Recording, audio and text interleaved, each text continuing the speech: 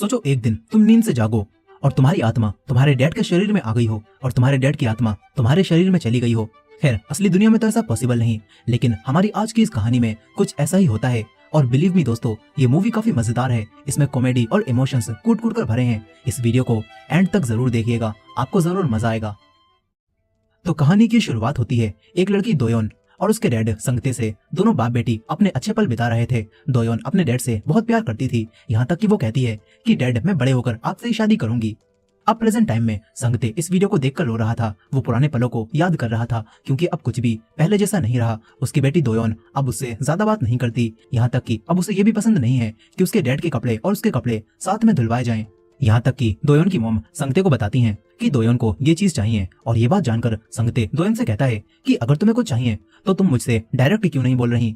दोयोन कहती है कि चलो रहने दो, मत दिलाओ। ये बोलकर वो चली जाती है। इसके बाद दोनों तैयार होते हैं और अपनी अपनी ड्रिंक्स पीकर स्कूल और ऑफिस जाने लगते हैं। दोनों हर रोज एक ही रास्ते से मेट्रो तक जाते थे, लेकिन इस बीच दोयोन अपने डैड को बिल्कुल इग्नोर करती है और अपने फोन में ही लगी रहती है। यहाँ तक कि वो अपने डैड के साथ सेम गेट से भी ट्रेन में नहीं जाती। ये सब देखकर उसके डैड को बहुत बुरा लगता है। अब इसके बाद स्कूल में जब वो अपनी दोस्त के साथ बातें करते हुए जा रही थी तो तभी वो गिर जाती है और फिर एक लड़का जीहो यहाँ पर आकर उसे उठाने के लिए हाथ बढ़ाता है और उसे देखकर दोयोन शर्मा कर भाग जाती है, क्योंकि ये लड़का जीहो दोयोन का क्रश है जिसे वो अपना बॉयफ्रेंड बनाना चाहती है। फिर जब वो अपने घर जा रही थी तो तभी जीहो स्कूटर से यहाँ पर आता है। वो दोयोन से कहता है कि मुझे तुम्हारी दोस्त ने बताया कि तुम बहुत अच्छा गाती हो, मंडे को एक ऑडिशन होने वाला है, क्या तुम आओगी? दोयोन भी हाँ कर देती है। तभी जब जीहो जा रहा था तो दोयोन उसे देखकर मुस्कुराने लगती है, मगर तभी यहाँ पर दोयोन के डैड संगते आ जाते हैं। वो दोयोन से पूछते हैं कि तुम इस तरह क्यों हंस रही हो। दोयोन बिना जवाब दिए आगे जाने लगती है। तभी इन दोनों को इनकी माँ के मैसेज आते हैं, उनके डैड को कुछ हो गया था। फिर ये दोनों भी रात तक वहाँ पर पहुंच जाते हैं, मगर बूढ़े आदमी को ज्यादा कुछ नहीं हुआ था, वो बिल्कुल ठीक था। यहाँ पर संगते की वाइफ संगते से कहती हैं कि मैं आज रात को डैड के साथ ही रुक जाऊंगी, तुम दोयोन को लेकर चले जाओ। वो दोयोन को भी देखती हैं, जो कि जब से यहाँ पर आई थी तब से ही अपने फोन में लगी हुई थी। उसकी माँ कहती है कि तुम किसी को डेट कर रही हो क्या? ये सुनकर संगते कहता है कि डेट उसी स्कूटर वाले लड़के को। ये लोग फिर से बहस करने लगते हैं और दोयोन गुस्से में यहाँ से जाने लगती है। तभी उसके डैड उसके पास आते हैं और उसे समझाने लगते हैं कि मैं तुम्हारे लिए इतना कुछ कर रहा हूँ, इसलिए तुम बस अपनी पढ़ाई पर ध्यान दो और इस डेट वेट के चक्कर से दूर रहो। मगर ये सुनकर दोयोन अपने हेडफोन लगाकर गाना सुनने लगती है। उसके डैड को गुस्सा आता है और वो दोयोन के हेडफोन्स को जमीन पर फेंक कर तोड़ देते हैं और फिर उससे कहते हैं कि तुम्हें पता भी है बाहर की लाइफ कैसी होती है। मैं चाहता हूँ कि अगर एक दिन तुम मेरी जिंदगी जियो तो तुम्हें पता चल जाएगा कि मैं तुम्हारे लिए कितना कुछ कर रहा हूँ। दोयोन भी गुस्से में कहती है कि मैं भी यही चाहती हूँ, अगर आप एक दिन मेरी जिंदगी जियो तो आपको भी पता चल जाएगा कि मेरी भी जिंदगी कितनी मुश्किल है। दोनों एक दूसरे से बहस करने लगते हैं और ये दोनों एक बड़े से पेड़ के नीचे खड़े हुए थे। फिर वही बूढ़ा आदमी इन्हें आकर बताने लगता है कि ये पेड़ बहुत सालों पुराना है और इसके नीचे खड़े होकर जो भी विश मांगी जाएगी वो पूरी हो जाती है। वो दोनों बाप बेटी पूरी बात बिना सुने ही यहाँ से निकल जाते हैं। कुछ समय बाद जब दोनों कार से घर जा रहे थे तो अचानक से इनकी गाड़ी का एक्सीडेंट हो जाता है और फिर संगते को हॉस्पिटल में होश आता है। वो अब अजीब सा लगने लगा था, उसकी आवाज भी उसे भारी लग रही थी और जब वो अपने आप को शीशे में देखता है तो चौंक जाता है। दरअसल ये संगते की सिर्फ बॉडी थी और इसके अंदर अब उसकी बेटी दोयोन की सोल आ गई होती है और कुछ समय में दोयोन भी बाहर आती है, जिसके अंदर अब संगते की आत्मा थी। दोनों एक दूसरे को देखकर चौंक जाते हैं। ज्यादा कंफ्यूजन ना हो इसलिए यहाँ से आगे मैं कैरेक्टर्स को उनकी सोल के हिसाब से ही बोलूंगा। जैसे दोयोन जिसके अंदर उसके डैड की आत्मा है वो उसके डैड होंगे और संगते दोयोन होगी। खैर ये दोनों अब उदास बैठ जाते हैं। दोयोन कहती है कि डैड जरूर ये कोई सपना होगा, आप मेरा गाल खींचिए। उसके डैड दोयोन का गाल खींचते हैं जिससे उसे दर्द होने लगता है। दोयोन कहती है कि हमें किसी डॉक्टर से इस बारे में बात करनी चाहिए, लेकिन उसके डैड मना कर देते हैं क्योंकि किसी को भी इनकी बातों पर विश्वास नहीं होगा और इन्हें पागलखाने भेज दिया जाएगा। अब तभी संगते को एक आइडिया आता है और ये दोनों एक टैक्सी करके कहीं पर जाने लगते हैं। दोयोन के डैड ये भूल जाते हैं कि इस वक्त वो अपनी बेटी की बॉडी में है और वो बिल्कुल एक आदमी की तरह टैक्सी वाले से बात करने लगते हैं। वो उस आदमी से कहते हैं कि गाड़ी में स्मोकिंग मत करो, दिखता नहीं क्या हमारे साथ एक छोटी बच्ची है। टैक्सी का ड्राइवर संगते की बॉडी को देखता है और सोचता है कि आखिर ये क्या हो रहा है। लड़की बिल्कुल आदमी की तरह बात कर रही है और आदमी लड़कियों की तरह बैठा हुआ है। कुछ ही समय बाद जब ये दोनों उतरते हैं तो टैक्सी ड्राइवर देखता है कि ये दोनों तो साइकियाट्रिक हॉस्पिटल आए हैं। वो आदमी समझ जाता है कि इन दोनों का दिमाग खराब हो गया है। खैर यहीं पर संगते और दोयोन एक साइकियाट्रिक के पास आते हैं। संगते जो कि दोयोन के शरीर में था वो इस डॉक्टर को अच्छे से जानता था और दोनों दोस्त थे। संगते उसे सब बताता है, लेकिन उसका दोस्त हंसने लगता है। उसे इनके ऊपर जरा भी विश्वास नहीं हो रहा था। वो दोयोन जो कि संगते की बॉडी में है उसे संगते समझकर कहता है कि अभी तू अपनी बेटी के साथ मिलकर मेरे यहाँ पर मजे लेने आया है क्या? संगते जो कि दोयोन की बॉडी में था वो डॉक्टर को अपनी कई सारी पुरानी बातें याद दिलाता है, लेकिन डॉक्टर तब भी विश्वास नहीं करता। वो नर्स को यहाँ पर बुलाकर संगते को दोयोन समझकर बाहर भिजवाने लगता है। तभी संगते कहता है कि तुझे वो 20 साल पहले वाली गोल्ड डिगर लड़की याद है जिससे तू शादी करने के लिए मरा जा रहा था? याद है मैंने ही तुझे उसका सच पता करके बताया था। और इस नर्स को देखकर तूने मुझसे कहा था कि जब तू इस जगह को नया करवाएगा तो तू इन नर्स को निकाल देगा, क्योंकि ये तुझे बिल्कुल एक फीमेल गोरगोयल की याद दिलाती हैं।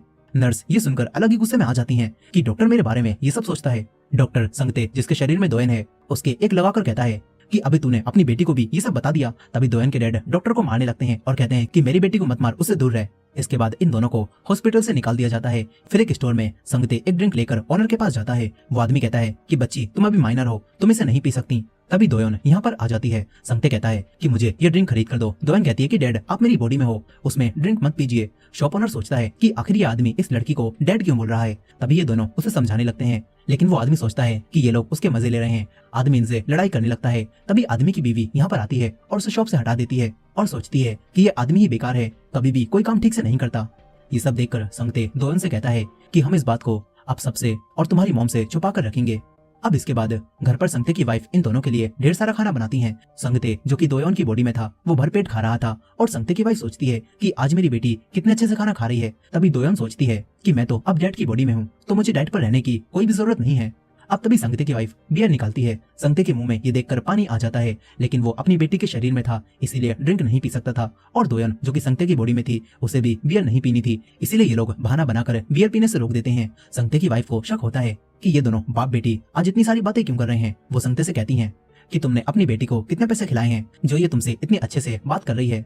सच्चाई छुपाने के लिए दोनों अजीब तरह से हंसने लगते हैं। इसके बाद दोयन अपने फोन को चेक करती है, जिसमें जिहो का मैसेज आया था और जिहो उससे मिलना चाहता था। ये देखकर दोयन खुश होने लगती है। तभी संगते की वाइफ यहाँ पर आ जाती है। वो अपने पति के साथ सोने लगती है। ये चीज देखकर दोयन के दिल की धड़कनें बढ़ जाती हैं। किस्मत से उसकी मॉम आज थकी हुई थी, इसीलिए वो जल्दी सो जाती हैं। अब अगले ही दिन दोयन इंटरनेट पर बॉडी स्विच होने के बारे में सर्च करने लगती है, ताकि वो अपनी बॉडी में वापस जा पाए। वहीं पर संगते भी लाइब्रेरी में जाकर काफी सारी किताबें पढ़ डालता है, लेकिन उसे बॉडी वापस स्विच कैसे करें इसके बारे में कुछ भी पता नहीं चलता। दोयन अपने डैड के पास आकर कहती है कि डैड, मुझे कल स्कूल जाना है, अब हम लोग एक दूसरे की बॉडी में सारी चीजें कैसे संभालेंगे। उसके डैड अब सोचने लगते हैं कि इनकी बॉडी आपस में स्विच कैसे हुई। तभी इन्हें वही बहुत पुराना गिंको ट्री याद आता है, जिसके बारे में बूढ़े आदमी ने बताया था। ये दोनों तुरंत ही बूढ़े आदमी को कॉल करने लगते हैं और उससे बात करके इस बारे में पूछते हैं। बूढ़ा आदमी बताता है कि हाँ, अगर तुम उस पेड़ के नीचे खड़े होकर प्रे करो तो तुम्हारी सोल भी स्विच हो सकती है। संगते पूछता है कि फिर वो अपनी बॉडी में वापस कब तक जाएंगी। आदमी कार्ड्स फेंकता है और कहता है कि 7 दिनों बाद सब कुछ नॉर्मल हो जाएगा। ये बोलकर वो कॉल काट देता है। इन दोनों के पास अब बूढ़े आदमी की बातों पर विश्वास करने के अलावा कोई और चारा नहीं था, इसीलिए ये दोनों 7 दिनों तक ऐसे ही रहने का फैसला करते हैं। संगते दोयन से कहता है कि तब तक तुम मेरी जगह ऑफिस जाना और मैं तुम्हारी जगह स्कूल जाऊंगा, और हमें बाकी सभी से ये बात छुपा कर रखनी होगी। दोयन सोचती है कि अब उसके ऑडिशन का क्या होगा, क्योंकि वो ऑडिशन इन्हीं 7 दिनों में होने वाला है। यहीं पर संगते सोच रहा था कि उसकी रिवॉल्यूशन मीटिंग का क्या होगा, जिसके लिए वो इतने सालों से तैयारी कर रहा था। अब तो सब कुछ गड़बड़ हो जाएगा। खैर, दोनों फैसला करते हैं कि 7 दिनों तक ये दोनों मिलकर रहेंगे और लड़ाई नहीं करेंगे, ताकि और ज्यादा परेशानी खड़ी ना हो। अब अगले दिन दोनों भूलकर अपनी अपनी ड्रिंक उठा लेते हैं। संगते की वाइफ इन्हें याद दिलाती है कि किसकी कौन सी ड्रिंक है। दोनों को मजबूरी में एक दूसरे की ड्रिंक पीनी पड़ती है। इसके बाद दोनों बाहर निकल जाते हैं। दोयन तो ऑफिस भी हेडफोन्स लगाकर जा रही थी। वो अपने डैड से कहती है कि डैड, सीढ़ियों पर ध्यान से चलिए, स्कर्ट बहुत ऊपर जा रही है। उसके डैड कहते हैं कि तुम ऐसी छोटी छोटी स्कर्ट पहनती ही क्यों हो, आजकल के बच्चों को पता नहीं क्या हो गया है। वो जाने लगते हैं। दोयन उन्हें समझाती है कि देखो डैड, आप जब मेरे दोस्तों से बात करो तो लंबे लंबे सेंटेंस यूज मत करना, बल्कि लोल और ऐसे ही दूसरे वर्ड्स को यूज करना, और अगर आपको कुछ समझ ना आए तो बस हंस देना। दोयन कहती है कि मेरी दोस्त जियांग के साथ सिंगिंग ऑडिशन में भी मत जाना। संगते भी दोयन को समझाने लगता है कि उसे ऑफिस में किस तरह बिहेव करना है। वो कहता है कि जब बॉस तुम्हें कोई काम दे तो पूरी जिम्मेदारी खुद मत लेना, बल्कि कहना कि तुम पूरी कोशिश करोगे। संगते कहता है कि मैंने अपने फोन में नोट्स लिख दिए हैं, लेकिन अगर कुछ समझ ना आए तो मुझे कॉल कर लेना। दोनों अब अपने फोन भी स्विच कर लेते हैं। दोयन कहती है कि डैड, मेरे फोन में मेरे मैसेजेस को चेक मत करना और उस लड़के जिहो को कोई भी अजीब मैसेज मत भेजना। दोनों मान जाते हैं। फिर संगते स्कूल आ जाता है। वो कहता है कि मैं पहले भी स्कूल जा चुका हूँ, इसीलिए मैं सब कुछ आराम से संभाल लूंगा। वहीं पर दोयन अपने डैड के ऑफिस में पहुंचती है, जहां पर सभी लोग उसे देखकर झुकने लगते हैं। दोयन सोचती है कि उसके डैड की सभी लोग इज्जत करते हैं, मगर असल में सभी लोग दोयन के पीछे चल रहे मैनेजर को देखकर झुक रहे थे। दोयन भी ये देखती है और सब समझ जाती है कि ये आदमी यहाँ का मैनेजर है। इधर संगते दोयन की क्लास में आता है। उसे एक लड़की दिखती है जो कि चश्मा लगाकर पढ़ने में बिजी थी। संगते सोचता है कि जरूर यही इस क्लास की टॉपर होगी। संगते भी उसी के साथ बैठ जाता है ताकि उसे पढ़ाई में कोई दिक्कत ना आए। इस लड़की का नाम क्योंगमी होता है। संगते उसे दोस्ती करने की कोशिश करता है, लेकिन क्लास की टॉपर उसे जरा भी भाव नहीं देती। तभी जिन यहाँ पर आ जाती है और जिन को भी कोई खबर नहीं थी कि ये उसकी दोस्त नहीं बल्कि उसके डैड हैं। जिन उनसे कहती है कि मैं अपने बॉयफ्रेंड के साथ आज कॉटेज में घूमने जा रही हूँ और मैंने घर पर बताया है कि तुम और मैं साथ में जा रहे हैं, इसीलिए अगर मेरी मॉम तुम्हें कॉल करें तो कह देना कि हाँ, हम लोग साथ में हैं। जिन कहती है कि इसी तरह जब तुम अपने बॉयफ्रेंड जियो के साथ जाओगी तो मैं भी बात को संभाल लूंगी। ये बात सुनकर उसे गुस्सा आ जाता है, वो जिन पर चिल्ला देता है। जिन भी गुस्से में चली जाती है। संगते समझ जाता है कि वो लड़का जिहो मेरी बेटी दोयोन को प्यार में फंसाना चाहता है, इसीलिए संगते अब जिहो से मिलने का फैसला करता है। इधर दोयोन अपने डैड के ऑफिस में पहुंचती है, जहां पर उनके साथ काम करने वाले कलीग भी होते हैं। तभी एक आदमी पीछे से आकर कहता है कि सर आप हम पर नजर रख रहे हैं ना, ताकि पता कर सकें कि हम लोग ठीक से काम कर रहे हैं या फिर नहीं। वो गुस्सा होकर कहने लगता है कि संगते सर मैं अपना काम पूरी ईमानदारी से करता हूँ। दोयोन बेचारी डर की वजह से कुछ भी नहीं कह पाती। इसके बाद अपने डैड के नोट से उसे पता चलता है कि ये आदमी उसका असिस्टेंट है, जिसका नाम जू है, जो कि मेहनती इंसान है, लेकिन ये काफी ज्यादा इरिटेट करता है।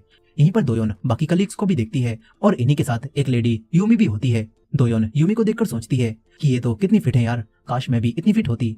अब इसके बाद लंच टाइम हो जाता है, सभी लोग लंच करने के लिए चले जाते हैं और कोई भी संगते को साथ चलने के लिए भी नहीं पूछता, जिससे दोयोन को एहसास हो जाता है कि उसके डैड तो ऑफिस में जरा भी फेमस नहीं है। वहीं पर संगते उसी लड़के जिहो को देखने अब सिंगिंग ऑडिशन में आ गया होता है। संगते जिहो को ही घूरे जा रहा था। वो सोचता है कि उसकी बेटी की पसंद इतनी बेकार कब से हो गई, ये ढीला ढाला लड़का उसे पसंद कैसे आ गया। यहीं पर जिहो के बराबर में बैठे लड़के को लग रहा था कि दोयोन उसे शायद पसंद करती है, तभी तो वो उसे देखी जा रही है। वो दोयोन को अजीब से रिएक्शन देने लगता है। फिर दोयोन का भी ऑडिशन का टाइम आ जाता है। संगते भी तैयार हो जाता है। वो खड़ा होता है और एक गिटार बजाते हुए अपने पुराने समय का एक गाना गाने लगता है। जिन्हें देखकर सोचती है कि इसके ऊपर भूत भूत चढ़ गया है क्या, आखिर ये कौन सा गाना गा रही है। लेकिन गाना खत्म होने के बाद पता चलता है कि वो लड़का जिहो भी पुराने गाने सुनता था और वो दोयोन से इम्प्रेस हो गया होता है। लेकिन संगते को ये सब देखकर और भी गुस्सा आ जाता है। वहीं पर जू अपनी प्रेजेंटेशन दे रहा था और दोयोन फोन चलाने में लगी हुई थी। ये देखकर जो कहता है कि संगते सर आपको काम पर फोकस करना होगा, क्योंकि रेवोल्यूशन मीटिंग में आप ही हमें रिप्रेजेंट करेंगे। दोयोन को कुछ समझ नहीं आता, इसीलिए वो जू की तारीफ कर देती है। फिर इसके बाद जू इन्हें बताने लगता है कि उसने अपने प्रोडक्ट को बेचने के लिए कुछ सेलिब्रिटीज को चुना है जो कि इसे प्रमोट करेंगे। लेकिन दोयोन कहती है कि तुमने बड़ी बड़ी उम्र के आदमियों को क्यों लिया है, ऐसे सेलिब्रिटीज को चुनो जिन्हें टीनेज लड़कियां पसंद करती हो। जू सोचता है कि ये आदमी पागल हो गया है क्या। जो बताता है कि संगते सर आपने ही तो इस आदमी को रिकमेंड किया था। अब तभी वही लड़की यूमी कहती है कि संगते सर मुझे भी ये लिस्ट अच्छी नहीं लग रही, क्यों ना हम लोग सेलिब्रिटीज की एक नई लिस्ट बनाएं। दोयोन भी हाँ कर देती है। अब इसके बाद जो बताता है कि आज हमें एक आदमी कोवन के साथ डिनर पर जाना है। जो कहता है कि संगते सर आपको उससे ठीक से बात करनी होगी ताकि हम उस आदमी के साथ डील कर सकें। इसके बाद ये लोग डिनर पार्टी में आ जाते हैं। वो आदमी कोवन बहुत ही बेकार कैरेक्टर का इंसान था और दोयोन इन सभी लोगों में फिट भी नहीं हो पाती। वो ड्रिंक भी नहीं पीती, जिससे उस आदमी का मूड खराब हो जाता है। और तभी वो कहता है कि संगते अब तुम्हें डांस करना चाहिए। यूमी तुरंत ही जू को डांस करने के लिए कहती है ताकि डील हो सके, लेकिन वो आदमी कोवन जू को जाने से मना कर देता है और कहता है कि संगते ने सबका मूड खराब किया है, इसीलिए उसे ही गाना गाते हुए डांस करना होगा और अगर उसे 95 नंबर से ज्यादा मिले तो मैं ये डील साइन कर दूंगा। ये बात सुनकर दोयोन तैयार हो जाती है। दोयोन भूल जाती है कि इस वक्त वो अपने डैड के शरीर में है और वो लड़कियों की तरह ही गाना गाते हुए डांस करने लगती है। उसे देखकर सभी लोग हैरान थे और उसे 97 नंबर मिलते हैं, जिससे सभी लोग खुश होने लगते हैं। और जू कोवन को ड्रिंक देते हुए कहने लगता है कि चलो अब डील को साइन करते हैं। तभी वो आदमी कोवन अपना असली रूप दिखाता है और कहता है कि अगर लड़कियां मुझे ड्रिंक सर्व करें तो मुझे ज्यादा अच्छा लगता है। वो यूमी से ड्रिंक सर्व करवाता है और फिर उनके साथ अजीब अजीब सी बातें करने लगता है और कहता है कि आपकी बॉडी कितनी अच्छी है। वो यूमी को छेड़ने की कोशिश करने लगता है। यूमी भी काफी ज्यादा अनकंफर्टेबल हो रही थी, लेकिन वो कुछ भी नहीं कर पा रही थी। तभी दोयोन ये सब कुछ रिकॉर्ड करके सबके सामने प्ले कर देती है और कहती कि मैंने इसे इंटरनेट पर अपलोड कर दिया है। वो आदमी ये सब देखकर रुक जाता है। यूमी भी खुश हो जाती है कि वो बच गई। इसके बाद दोयोन घर जाने लगती है। रास्ते में उसे एक आदमी दिखता है जो कि ऑफिस से घर जा रहा था। उसकी वाइफ और उसकी बेटी उस आदमी का खुशी से वेलकम करते हैं और ये देखकर दोयोन को एहसास होता है कि उसने अपने डैड पर लंबे समय से कोई ध्यान नहीं दिया। उसके डैड कितने सालों से बस ये पुराना बैग इस्तेमाल कर रहे हैं और उनके चेहरे पर कितनी ज्यादा झुर्रियां भी आ गई हैं। अब घर आने के बाद संगते दोयोन से पूछता है कि तुमने ऑफिस में कोई परेशानी खड़ी तो नहीं की ना। दोयोन मना कर देती है और उसी कंपनी डिनर के बारे में बताती है। दोनों अपना अपना फोन लेकर उसे चेक करने लगते हैं। दोयोन के फोन में जिहो के मैसेज आए हुए थे। उसे दोयोन का गाना काफी ज्यादा पसंद आया था। यहीं पर संगते के फोन में यूमी के मैसेज आए थे। यूमी को संगते का डांस बहुत पसंद आया था। संगते कहता है कि ये सब किस डांस की बात हो रही है, आखिर तुमने क्या क्या किया है। दोयोन उसे बता देती है कि उसे जैसा डांस आता था उसने वैसा ही कर दिया। वो कहती है कि ऑडिशन के बारे में बताइए, वहां पर क्या हुआ। संगते कहता है कि मैसेज से तुम्हें पता चल जाएगा, मैं वहां पर बॉम्ब बनकर फटा था। सबको गाना बहुत पसंद आया था। दोनों एक दूसरे से अब लड़ना नहीं चाहते थे, इसीलिए ये दोनों एक दूसरे के काम की तारीफ करते हैं। अब अगले दिन संगते स्कर्ट पकड़ते हुए स्कूल जा रहा था। तभी उसे एक शॉप पर कुछ दिखता है। इसके बाद संगते लड़कों की तरह पैंट पहनकर स्कूल आ जाता है। सारे लड़के और लड़कियां उसे ही देख रहे थे। दोयोन का क्रश जिहो भी ये देखकर उसे और भी ज्यादा पसंद करने लगता है। इधर दोयोन शॉपिंग करके कई सारी चीजें लेकर ऑफिस आती है। उसका बिहेवियर अब लड़कियों वाला नजर आने लगा था। तभी जू उसे बताता है कि जनरल मैनेजर ने आपको बुलाया है। दोयोन वहां पर जाती है जहां पर जनरल मैनेजर उसे वही वीडियो दिखाकर संगते के ऊपर गुस्सा करता है। दोयोन कहती है कि वो आदमी मेरी कलीग को हैरेस कर रहा था, क्या मैं ये देखता रहता।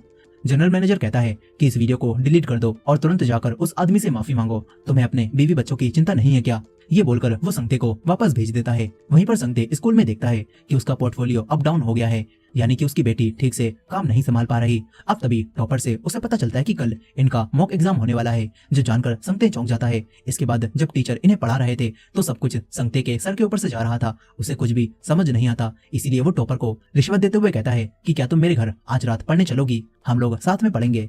वो बार बार मना करने लगती है। संगते उससे कहता है कि सिर्फ एक बार।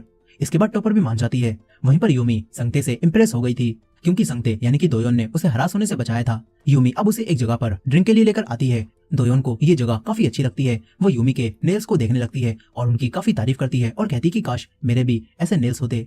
इधर संगते टॉपर और जिन को लेकर घर आ चुका था। ये तीनों साथ में अब पढ़ाई करने लगते हैं। तभी जिन के फोन पर उसके डैड के मैसेजेस आने लगते हैं। वो कहती है कि आखिर ये डैड मुझे इतना परेशान क्यों करते हैं कि अब मैं अपनी दोस्त के घर सुकून से पढ़ भी नहीं सकती।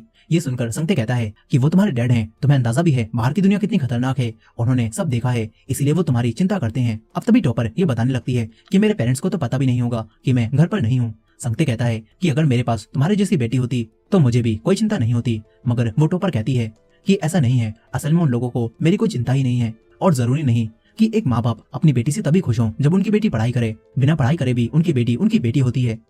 संगते ये सब सुन रहा था। यहीं पर दोयोन अब काफी सारी शॉपिंग करके आज घर लौटती है। संगते की वाइफ अपने पति को मारते हुए कहने लगती है कि इतनी सारी चीजों में पैसे बर्बाद क्यों किए। दोयोन अपने डैड के शरीर में होने का फायदा उठाती है और कहती है कि ये सब मैंने अपने पैसों से खरीदा है, इसीलिए संगते की वाइफ भी कुछ भी नहीं कह पाती। अब दोयोन को जिन दिखाई देती है। वो खुशी के मारे उसे हाई करने लगती है। जिन ये सोचकर परेशान थी कि ये दोयोन के डैड मुझे हाई क्यों कर रहे हैं। दोयोन को भी सब रियलाइज होता है। वो अपने हाथ से हवा करने का दिखावा करने लगती है और वो दोनों ऊपर चली जाती हैं।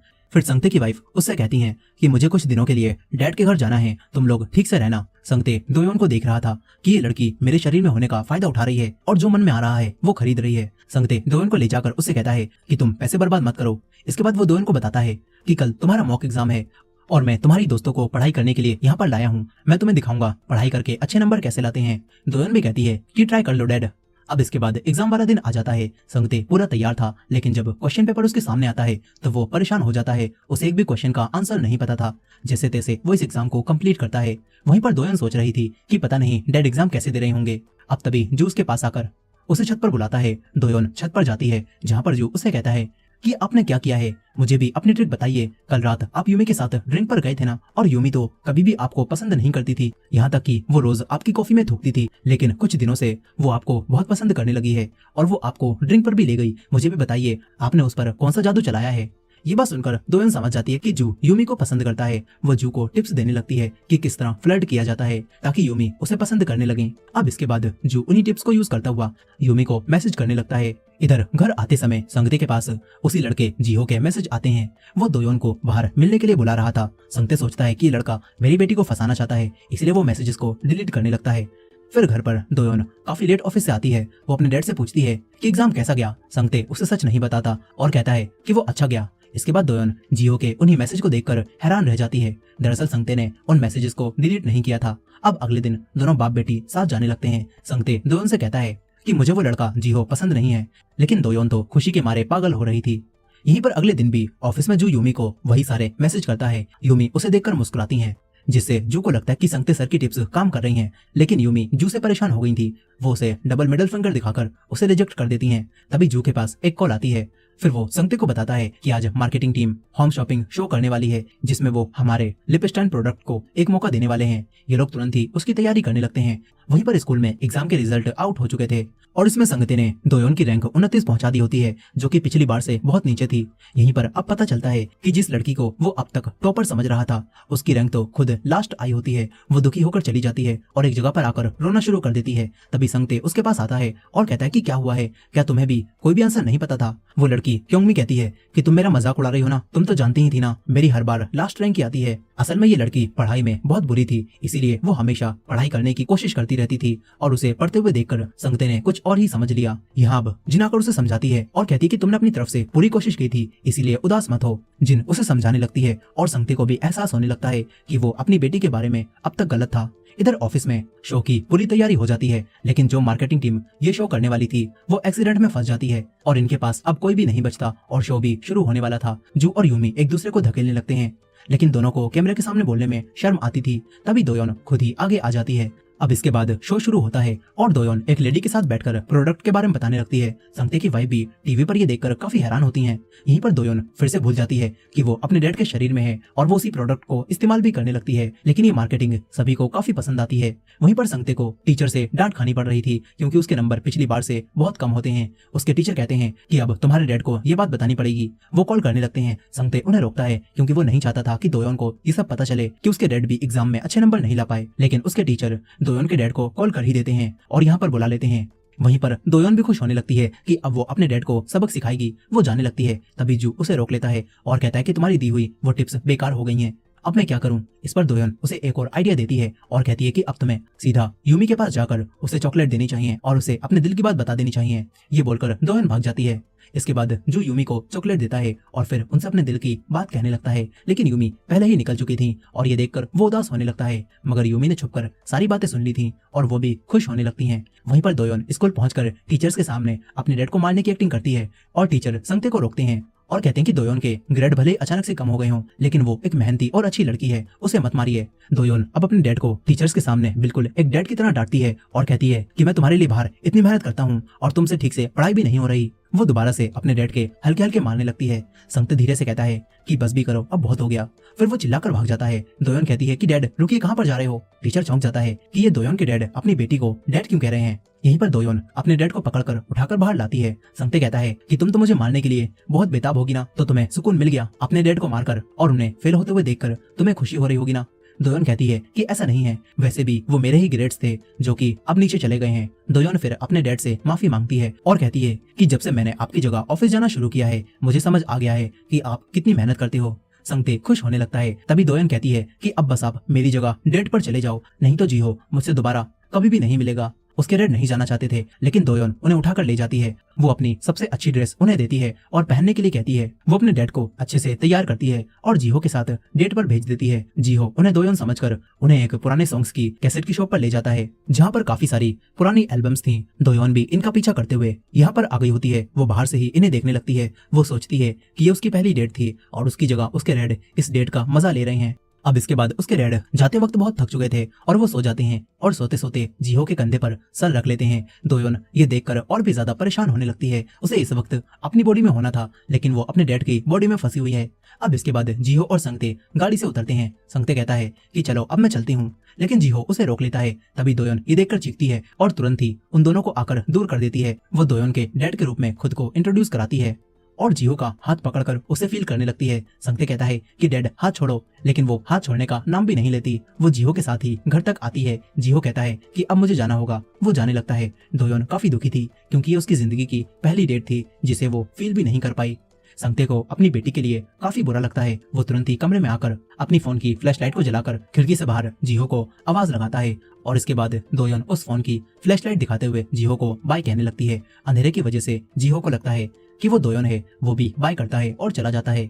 इससे दोयोन को थोड़ा अच्छा लगता है। वो अपने डैड को थैंक्स कहती है, जो कि कई सालों बाद उसने किया था, और ये सुनकर संगते को भी अच्छा लगता है।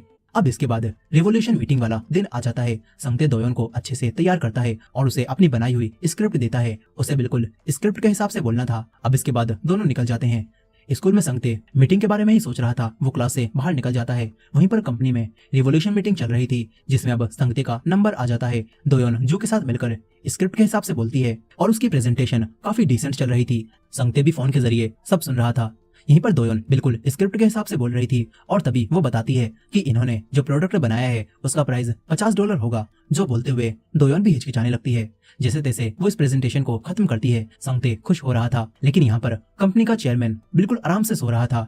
अब तभी दोयोन खुद से बोलना शुरू करती है और कहती है कि ये प्रोडक्ट बिल्कुल भी नहीं बिकने वाला। ये सुनकर सभी लोग हैरान रह जाते हैं और चेयरमैन की भी आंख खुल जाती है। दोयोन कहने लगती है कि आजकल लोग पागल नहीं हैं जो कि इस प्रोडक्ट पर इतने पैसे खर्च करें। टीनेजर्स वैसे भी बहुत सारे खर्चे करते हैं, इसलिए आपको इस प्रोडक्ट को कम प्राइस में बेचना होगा, नहीं तो ये नहीं चलने वाला।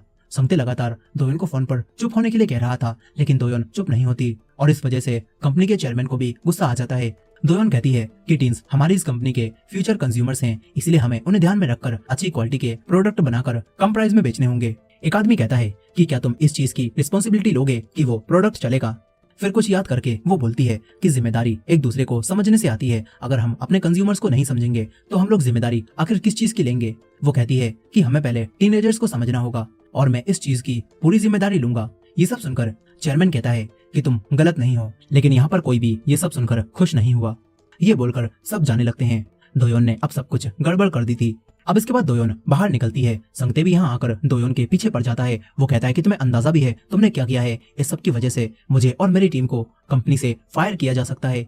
दोयोन कहने लगती है कि मैंने जो गलत था सिर्फ वही बताया था। दोनों में फिर से थोड़ी सी बहस हो जाती है और दोयोन यहाँ से चली जाती है। संगते भी बाहर बैठकर कुछ सोचता रहता है। फिर वो फिर से अपने साइकेट्रिक दोस्त को कॉल करता है और इसके बाद उसके पास आकर रेडियो पर एक पुराना गाना चलाता है और डांस करने लगता है। कुछ ही समय बाद डॉक्टर को याद आता है कि ये तो वही डांस है जो कि मैंने और संगते ने एक साथ किया था और मुमकिन ही नहीं कि दोयोन को ये डांस आता हो। इससे अब डॉक्टर को यकीन हो जाता है कि ये संगते ही है जिसकी सोल दोयोन की बॉडी में आ गई है। संगते फिर उसे सब बताकर उससे कहता है कि अब मैं क्या करूं। डॉक्टर पूछता है कि तुम्हें अपनी बेटी की जिंदगी जीकर आखिर क्या पता चला।